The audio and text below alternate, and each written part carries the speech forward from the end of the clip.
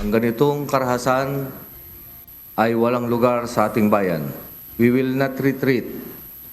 We will not be intimidated. Hindi titigil ang PNP hanggat hindi napapanagot ang mga may sala. Tukoy na ng Philippine National Police ang posibleng nasa likod ng pananambang sa ilang miyembro ng 2nd Provincial Mobile Force Company noong Sabado ng gabi. Sa nangyaring insidente, 5 pulis ang namatay kabilang ang 3 patrolman, 1 police corporal at 1 police staff sergeant. Ayon kay PNP Public Information Office Chief, Police Brigadier General Randolph Tuanyo, local terrorist group ang tinitingnang nasa likod ng ambush. Malaki ani ang posibilidad na paghihiganti ang motibo ng mga suspect.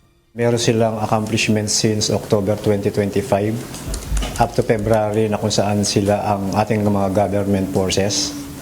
Ay sinasabi po niya ito ay posibleng retaliatory attacks sa ating government troops kaugnay ng mga recent accomplishments laban sa nasabing grupo.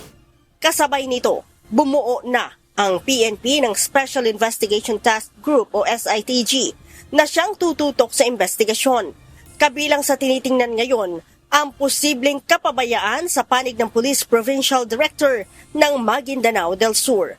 Sinasabi po ni RD rin na tinitingnan po nila kung may posible daw bang na lapse administratively yung Provincial Director sapagkat napakadilim ng area kung bakit wala tayong deployment sa nasabing lugar. Yan po, malalaman po within the day kung ano po magiging resulta ng kanila pong initial investigation ng region kung bakit napakadilim na lugar pero hindi po nalalagyan ng detachment po. Sinasabing pabalik na sa kanilang detachment sa Camp Dato Aquilan, Maguindanao del Sur, Police Provincial Office ang mga pulis mula sa pagpapatrolya sa Sheriff Agwak proper nang mangyari ang ambush. This is not just an attack on our people, but an attack on peace and order.